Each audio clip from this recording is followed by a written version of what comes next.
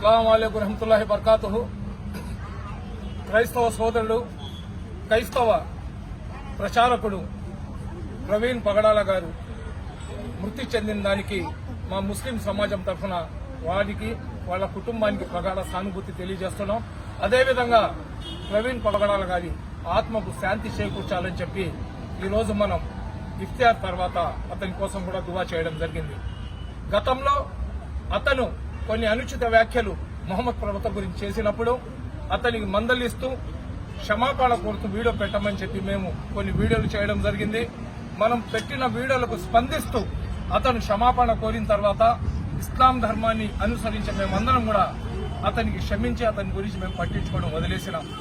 ఏదైతే రాజమండ్రి దగ్గర ప్రవీణ్ పగడాల గారు అకస్మాత్తుగా మృతి చెందారో దాని మీద రకరకాల ఊహాగానాలు వస్తున్నాయి. దీని మీద పోలీసు వాళ్ళు సమగ్రమైన విచారణ జరిపించాలా. ఒక మంచి వ్యక్తిని ఎవరైతే చంపేసి ఉంటే వాళ్ల మీద కఠినమైన చర్యలు తీసుకోవాలా. అయితే ఊళ్ళో పెళ్లికి కుక్కల హడావుడి అన్నట్లు కొంతమంది అనవసరంగా నా పేరు పెట్టి నన్ను రాద్ధాంతం చేసే ప్రయత్నం చేస్తున్నారు. ఇస్లాం ధర్మంలో ఇస్లాంను అనుసరించే ఏ వ్యక్తులు కూడా ఒక వ్యక్తికి అన్యాయంగా నష్టం కలిగించే పని చేయం.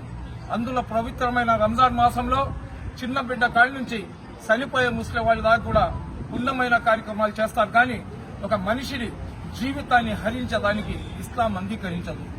ఏదేమైనా కానీ అతనికి అది యాక్సిడెంటా లేదా మర్డరా అనేది ఖచ్చితంగా రాష్ట్ర ముఖ్యమంత్రి, అదేవిధంగా లోకేష్ బాబు గారు, అదేవిధంగా హోమ్ మినిస్టర్ గారు, డీజీపీ గారు వీళ్ళందరూ కూడా అన్ని కోణాల్లో విచారణ జరిపించి ఎవరైతే దోషులుంటారో వాళ్లకు ఉరి శిక్ష వేయాలని చెప్పి మేము డిమాండ్ చేస్తున్నాం.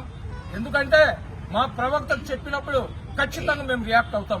మీ దేవుళ్లకు చెప్పినప్పుడు ఖచ్చితంగా మీరు రియాక్ట్ అవుతారు.